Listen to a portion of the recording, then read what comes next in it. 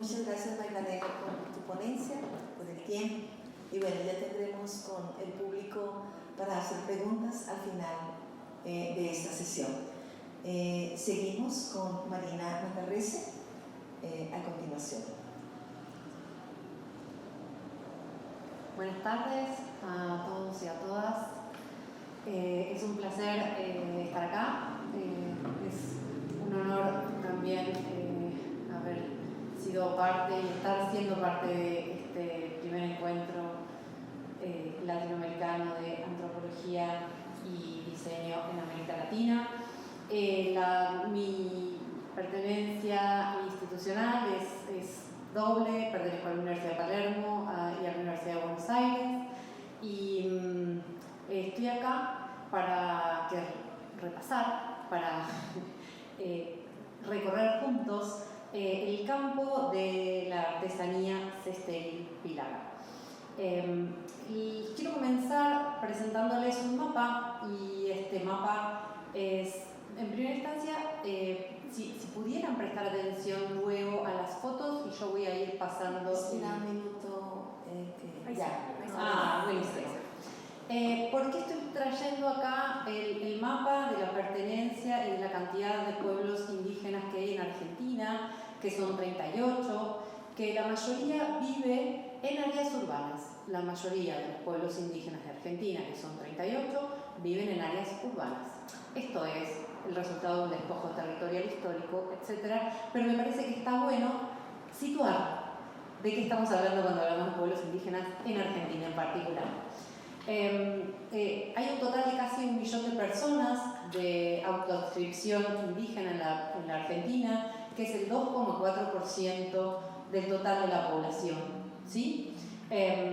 Los datos arrojan esto, y presentar esto para mí forma parte de un discurso decolonial, ¿sí? Empezar a romper un poco con este discurso de construcción del Estado-Nación argentino, que se autopercibe sin presencia de pueblos indígenas, discurso que permeó desde el Estado, la academia, distintos discursos del sentido común y no común. Entonces, habiendo dicho esto, les quiero otro datito que está buenísimo, que hay pertenencia indígena en todas las provincias de la Argentina, que eso también es relevante, digamos. Están territorialmente cerca si uno los quiere, si uno se quiere poner en diálogo con ellos. Los Pilagá están en la provincia de Formosa, particularmente. En el mapa está dibujado o resaltado en amarillo, y hay otro mapa para situarnos. Empezar a hacer foco particularmente en los Pilagá, que es de quienes vamos a estar hablando esta tarde. Entonces, el siguiente, mapeando territorio, territorializando y situando. Este es un mapa de las comunidades del pueblo Pilagá de la provincia de Formosa. Este mapa lo realicé en el marco de mi tesis doctoral. Los indígenas Pilagá tienen territorio, pero es un territorio, como lo pueden ver, restringido, de 2.000 hectáreas, comunal exclusivo, pero de 2.000 hectáreas. Bien, para poder mapear este territorio, ¿qué tuve que hacer? Recorrer el territorio. Doy un par de números. Los pueblos indígenas Pilagá están constituidos por un aproximado de 4.000 habitantes, distribuidos en 26 comunidades.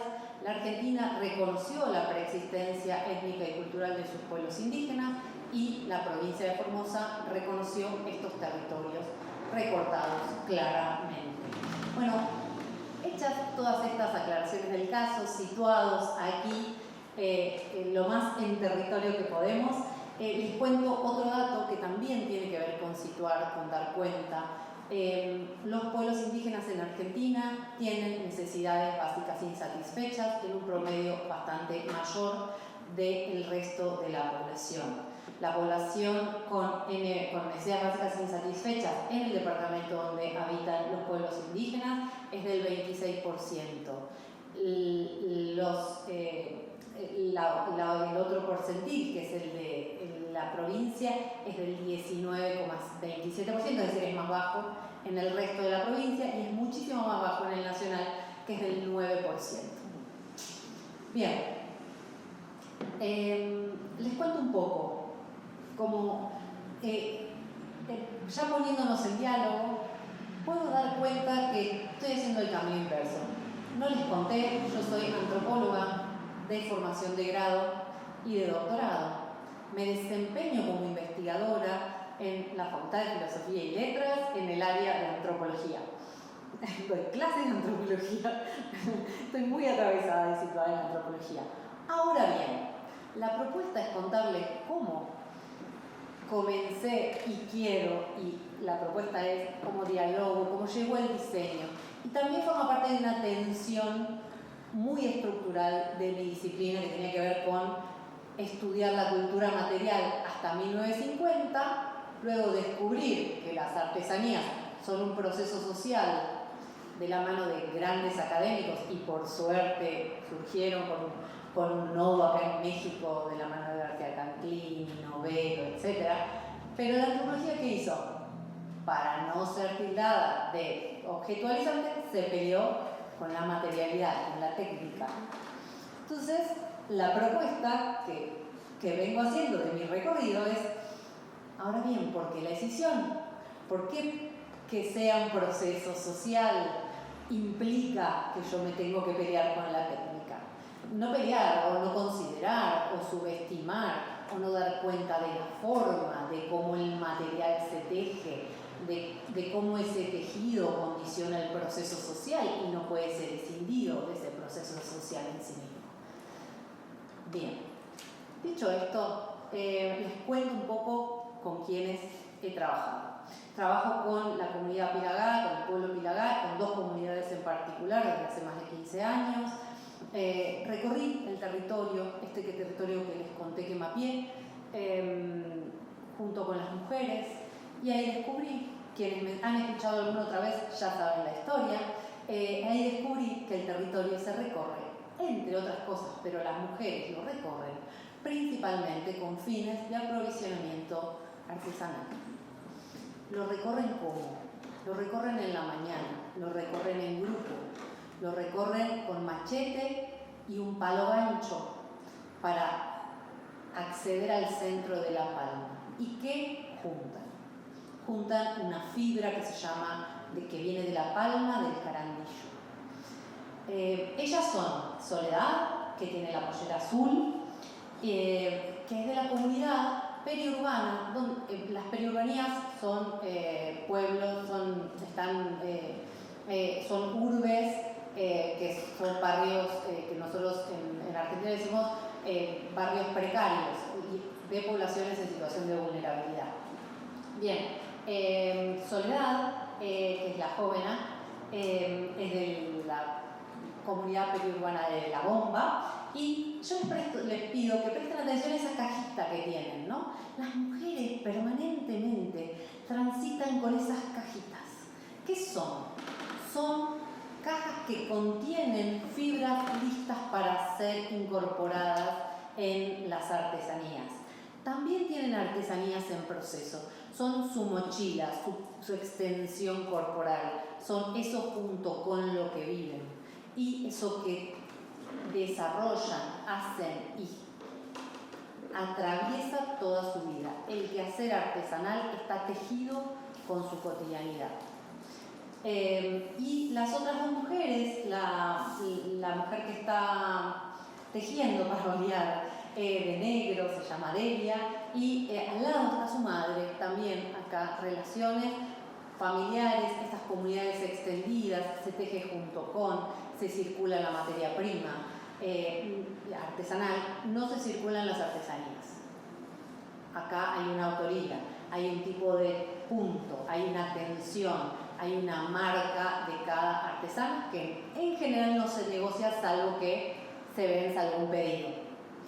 Bien, entonces ellas dos pertenecen a la comunidad, esa es una comunidad rural que tienen más acceso a materia prima que la comunidad periurbana, luego hablaremos de eso. Y estas dos mujeres viven en la comunidad Lactanza Tangui, se pronuncia el caranguillar. Es su mal traducción. Si vemos acá, yo les digo salir al monte. En primera instancia, una vez hablaba con un perfeccionista y me dijo, ¿cómo salir al monte? Es entrar en el monte. Las mujeres dicen salir al monte porque salir a su espacio doméstico, de su espacio doméstico, y es entrar al monte. Bueno, las mujeres recorren esto que uno puede decir, ¿cómo es monte? Bueno, son arbustos achaparrados porque no hay muchas lluvias y es una vegetación xerófila, dura, de arbustos, que las mujeres van haciendo sus sendas, sus caminos finitos por donde no pasan más que personas, a punta de machete, ese machete que les conté que llevan en cada uno de sus trayectos. Bien, las mujeres recogen su materia prima artesanal y vuelven a las comunidades. Esa materia prima tiene todo un proceso. Me olvidé de contarles que la elaboración de la cestería es exclusivamente femenina. Hace muy poquito se incorporaron los varones en el proceso de recolección por un tema de acceso y por un tema de que los caranguillares están siendo cada vez más difíciles de acceder, lo cual también generó todo un tema, porque si yo necesito más tiempo, la materia prima empieza a ser un bien que no se circula tanto, hay todo un cambio en ese sentido que no vamos a entrar en este momento a trabajarlo. Pero bueno, acá en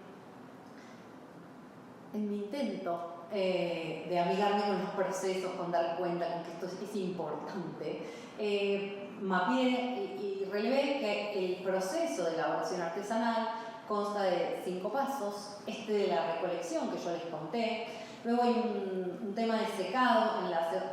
Ahí adjunté 3 fotos. En la primera está la palma tal como se recoge de la planta. En la segunda, en la de abajo, está la palma secada. Se secan unos cables que se tiran, que se extienden ahí, y en el calor eterno y seco del gran Chaco argentino, que es parte de la provincia de Formosa, se seca en 2 o 3 horas. Y luego acá está una comparativa de una palma que ya está seca, que es la amarilla, pero que es una amarilla de un color vibrante, porque si pierde ese color vibrante, si se empieza a opacar, quiere decir que la palma está más vieja, que no es una artesanía recién hecha, pierde el olor, se pone opaca. Para que vean la diferencia entre la palma que todavía no ha sido secada. Y acá también tiene que ver con el segundo paso, la clasificación de las hojas, qué hojas se usan. No vamos a entrar en ese detalle, ya lo vimos, lo pueden consultar. Y tiene que ver con que las hojas se tratan antes de ser tejidas. Tiene que ver con un desfibrado que se hace con unas agujas de coser, y se seleccionan, algunas sirven para un tipo de técnica y otras para otra. Y en la siguiente vamos a ver cómo son estas técnicas. ¿De qué hablamos? No conocía ahora conocemos. Bueno, hay 3 tipos de técnica. Tenemos la técnica cerrada, que es así, se hace con hojitas todas desfibradas, y una de esas desfibrados se hila y con una aguja se van cosiendo. La técnica abierta, que no necesita de ningún tipo de aguja, que se entrelazan urde, impre y trama. Y la técnica mixta, acá tenemos un plato de sitio de estos que estuvieron bastante en tendencia de decoración desde el 2016 aproximadamente. Y eso generó toda una revolución para las comunidades indígenas con las que trabajo. Bien. Pasamos a la siguiente. Acá vemos algunas cuestiones que tienen que ver con qué es las mujeres, las Yawó o Nanae. Yawó es mujer, o Nanae es artesana. Las Yawó o Nanae son las mujeres artesanas. Las mujeres artesanas ganan prestigio comunitario si saben la destreza, o si tienen destreza y habilidades técnicas y hacen artesanías que son valoradas por determinadas cualidades que tienen que ver con que sea una artesanía estable, una artesanía prolija en sus terminaciones y una artesanía con el punto parejo. Esto surge de mis trabajos etnográficos porque me traté de distanciar de las valoraciones del mercado, que esas yo ya las sabía, para decir, bueno, ¿y para vos cuál es una artesanía que está bien hecha, que está buena, que de una buena artesana? Y también otra de las características que destacaban las mujeres era esto que yo les había contado, que tuviera olor. Nunca se me hubiera ocurrido pensar en el olor. Pensar en el olor ya es todo un oxímoron, ¿no? Bien, entonces acá, espacio de producción artesanal, primero de producción artesanal, espacio de vida y artesanías. La artesanía es eso que las atraviesa, es eso que las acompaña, es lo que está en las galerías, es lo que circula junto con el mate. Acá tengo un mate.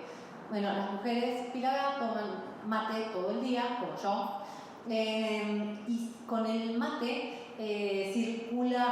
no circula porque la artesanía es propia. Cuando circula el mate, se teje la artesanía. Cuando circulan las infancias, los animales, se teje artesanía. Cuando se prepara el fuego, cuando se tiene que ir al baño, se pone al lado la artesanía en pausa, se levanta y queda la cajita con la artesanía en proceso, con varias artesanías en proceso, y luego se retoma. Bien, acá está, no estamos bien, vamos a pasar un poquito porque no llegamos más. ¿Vieron? No, seguramente no repararon, pero fue estratégico. En la primera diapositiva estaba esta misma foto, en la que ahora está Delia, estaba vacía. Y con el termo en la silla y su artesanía esperándola. Y la foto de al lado es eso que sucede todo el tiempo. Hay sillas con artesanas, sillas con niños y sillas con artesanías en proceso. Sillas con artesanías terminadas, sillas con artesanías recién empezadas. Artesanías y sillas, vida y sillas, comunidad y sillas y artesanías, territorio y artesanías. No son escindibles esos espacios, no son diseccionables. Vamos a seguir. Yo acá había puesto esto, ¿se lee? Sí, ¿no? Independientemente de que esta producción Sestéril Pilagá, en este momento, que también está bueno que lo sepan, está destinada exclusivamente a la comercialización. Y es absolutamente reciente, digo, y no nos importa eso. No le da valor a la artesanía en términos de genuino, de nuevo, no tiene que ver con eso, ¿no? Digo, la identidad de las artesanas Pilagá se construye alrededor de esta artesanía. Ser artesana forma parte de una construcción de identidad étnica y como forma parte de su identidad, en el discurso se lleva a un lugar de ancestralidad. Yo mapeé, esto sí es un hallazgo importante en mi investigación, si quieren ponerlo en estos términos, que la artesanía en 1977 no figuraba en ninguno de los relevamientos, etc. En el 84, a producto de unos talleres de capacitación, pero las mujeres se lo apropiaron. Las mujeres hoy dicen que la cestería Pilagá forma parte de su identidad étnica. Entonces, cualquier tipo de análisis en términos de genuino, ancestral, espurio, etc., que podamos hacer nosotros, no es válido. Entonces, la identidad étnica del pueblo Pilagá y de las mujeres artesanas está tejida con esa cestería, con esa identidad étnica y laboral. Son trabajadoras de la artesanía. Bueno, acá brevemente para que vean una foto del 97, y también con esto quiero dar cuenta de que la artesanía no es una y para siempre. La artesanía cambia, se transforma, tiene tendencias y tampoco pierde nada. No pierde, ¿no? Y entiendo que eso tiene que ver con una demanda de las hegemonías para que las minorías y las prácticas minoritarias permanezcan estáticas. La hegemonía en sus producciones permanece estática.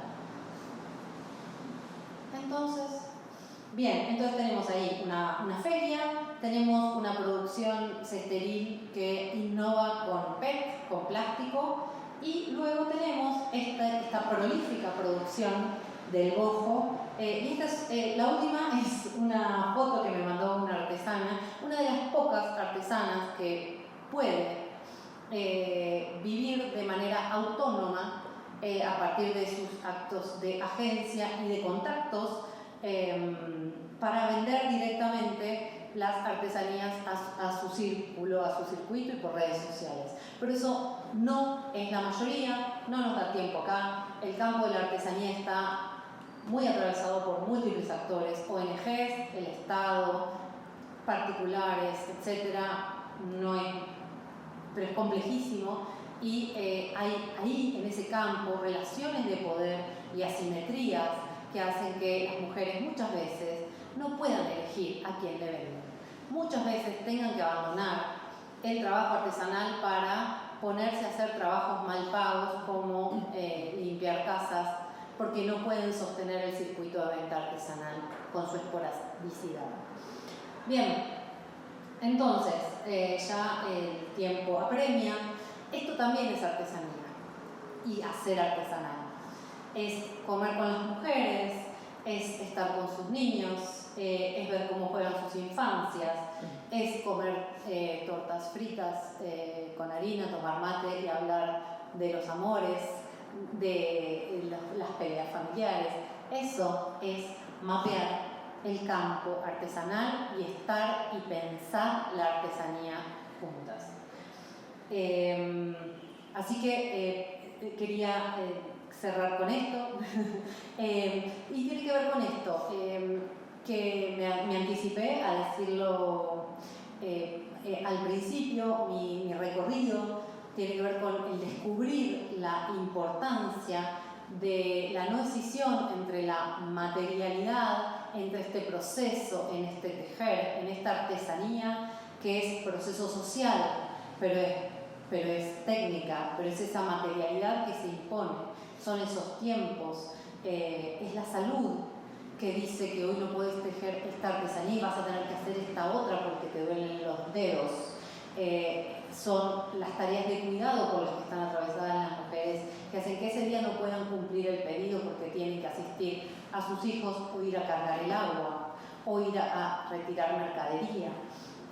Todo eso, ese complejo que desde mi perspectiva, en función de este recorrido y de una perspectiva teórica también, que hace que proponga que este diálogo entre artesanía y diseño sea necesario, no sea tensionado y nos permita articular y dar cuenta que la materialidad es parte del proceso social.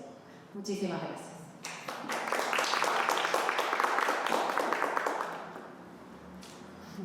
Muchas gracias, Marina. Seguimos a continuación con Raquel Gómez Noroña. La palabra es tuya.